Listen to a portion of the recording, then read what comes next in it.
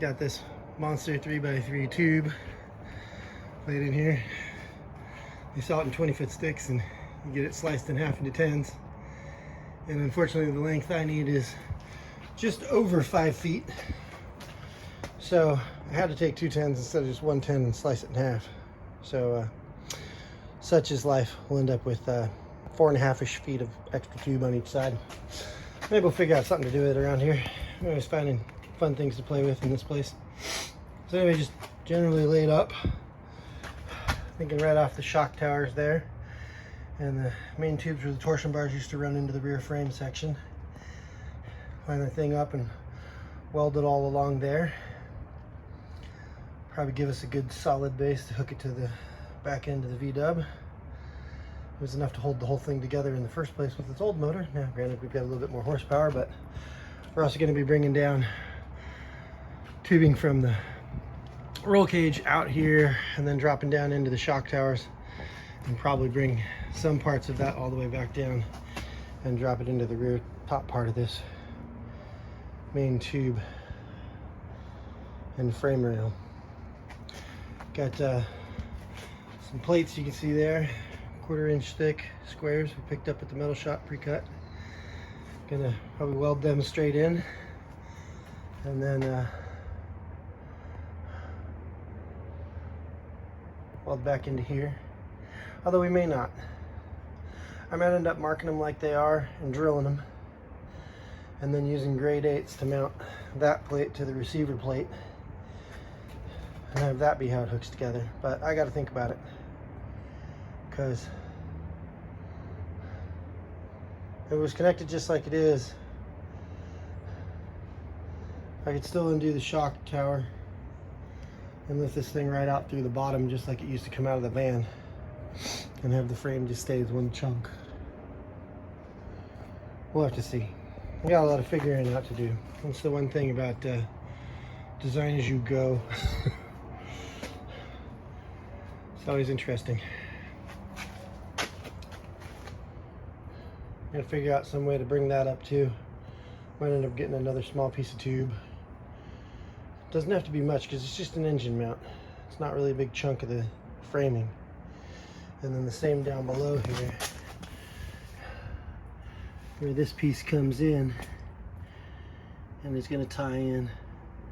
Might have to get another piece of tubing and weld it to the bottom of our main tube, and then shoot a monster bolt all the way through the whole thing.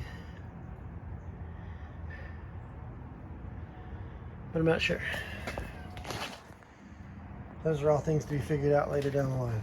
For right now, we've got our first major connections lined up, and we'll be goofing off with that, trying to figure out how we're going to tie this whole thing in.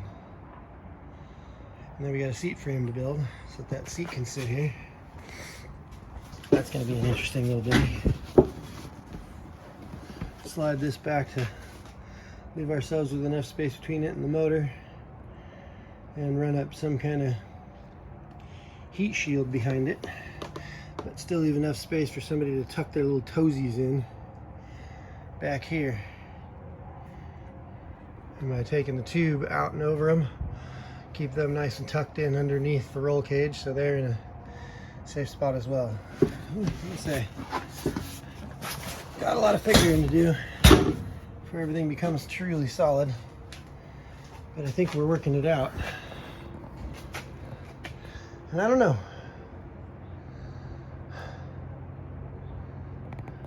I might completely move this thing around. I may take these tubes and slide them. I don't know. Got a wild hair. Maybe cut the bottom of that frame off, that cage there, and slide this tube all the way up the front. I don't know. That's a wild, crazy hair. I just don't know. Possibly even slide it forward and lift this whole damn thing up onto that. And I know the motor in the bottom of that's going to sit much lower than the rest of this thing. So we're going to have to figure out some kind of a skid plate to go underneath it, because it's going to sit definitely lower than the rest of the Bug. frame up here. Ah, well, we'll get there. Try not to bore everybody with too much dumb detail, but in the midst of cutting out the first part of this frame rail, and I'm going to slice a 45 down. I've cut this piece a little long so that I can fold it down and cap the end all in one piece, so I don't have to take extra parts. Got most everything marked on this thing. There's where the engine mount goes in. We're at 62.5 inches back to the tip here, the low end. And that matches up with the one over here that we've got a mark on at the same length. So I'll start putting these together.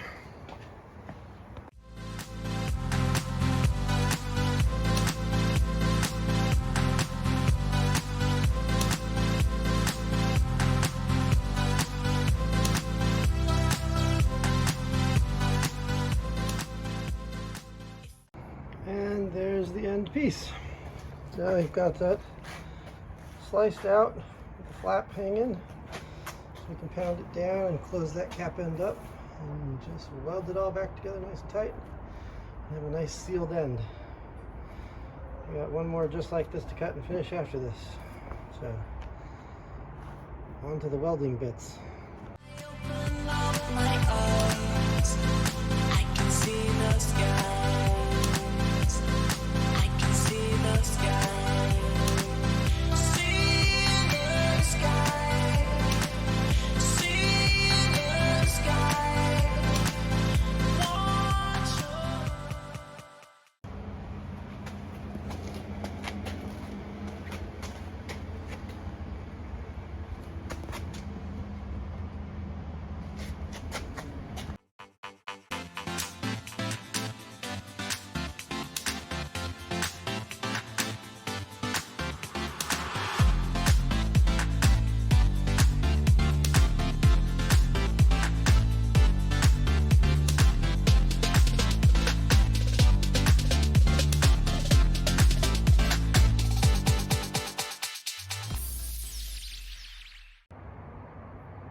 And there's the rear end, at least the initial layout.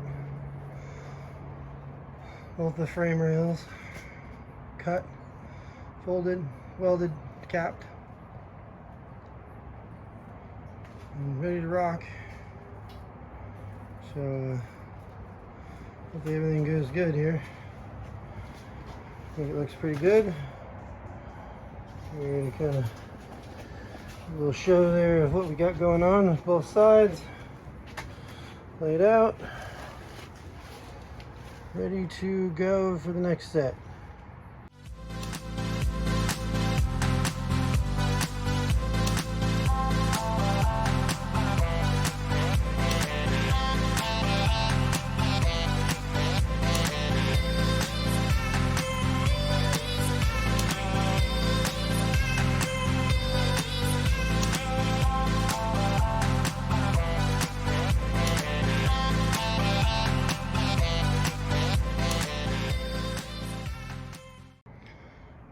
There's where we've gotten to. The buggy is now back in the garage, sitting on level ground, all flat and ready to go.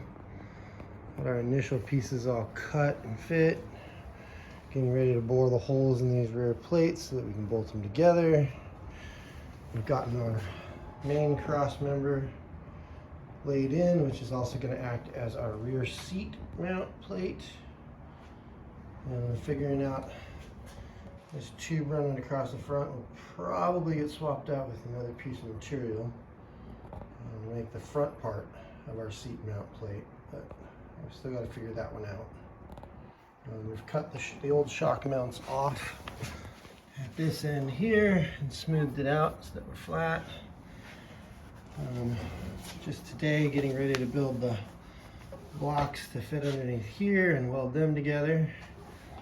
They can be welded to the bottom of the main frame and tie in the front of that lower support frame under the motor.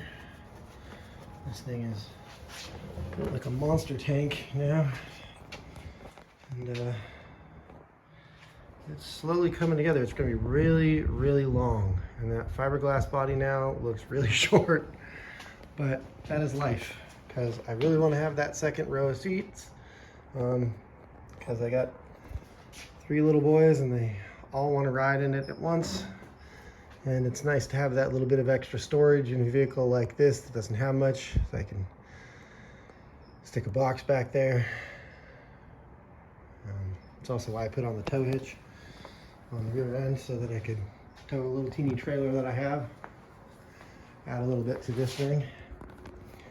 Gotta cap the ends of these 2 main tubes.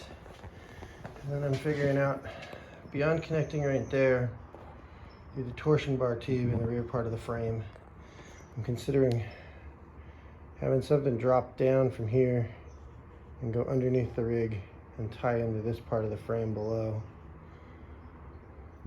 as well as obviously having tubes come down from here and drop into it, continue out and drop into the rear end as well.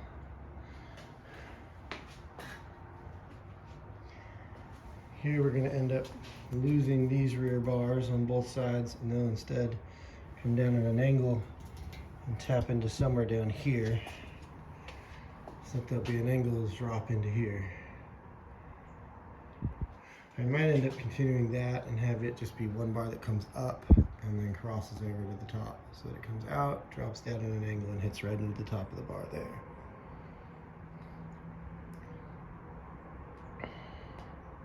I gotta figure that out.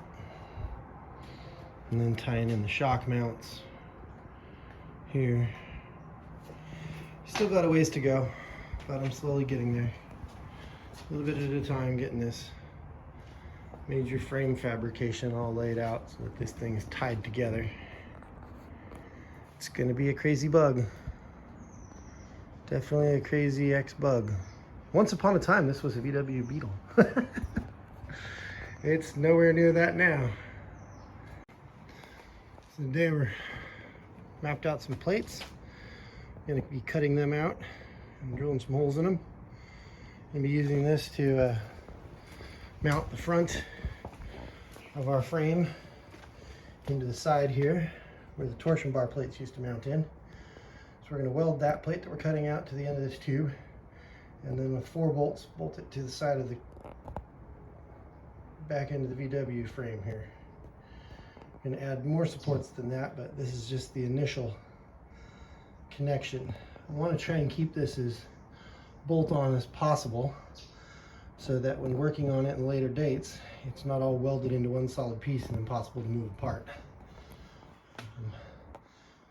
2 bars are going to become one with that center bar already being welded in between, but I'd like to be able to disconnect it from the rest of the frame and the cage by bolting, which would be the easiest way. Use nice heavy grade 8 bolts so that things are nice and strong and unlikely to break, and have multiple points of connection, but have it where we can take it apart for service.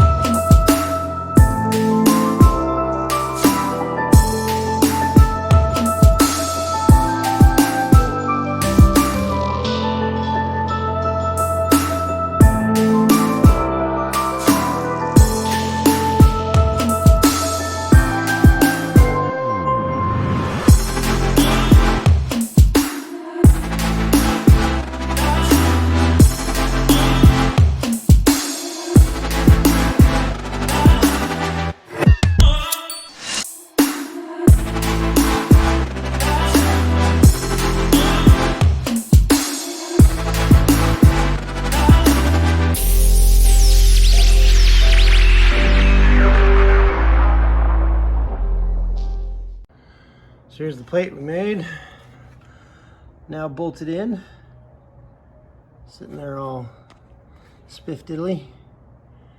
Fits nicely. Had to bore the holes a little bit because the bolts are actually bigger than I thought they were. But everything's all snugged up nice and tight. Good solid grade 8 bolts there. Ready to lock it in. Slide that up against it. Weld it up nice and tight like that. And we're ready, set, go. Got this the ability to hook up there and bolt it in back there. Walk around here real quick and show you how it's fitting on. Pretty cool. Pretty happy with how they're working out. Hopefully we'll be able to do the same. So you can see where these bolt holes are on this plate. That's where that plate's going to fit right in. Pretty exciting stuff. One more step in the long chain. So we welded those plates on. And now we've got them mounted in for the front end to tie on both sides. We only had 2 grade 8 bolts for the rear end. So only got 1 bolt on each side here in the back end. But we're sitting real nice and level on that. And pretty darn close to dead on level there. So I'd say we're looking pretty good. And both of our mounts came out looking, I think, pretty darn good. So, moving right along.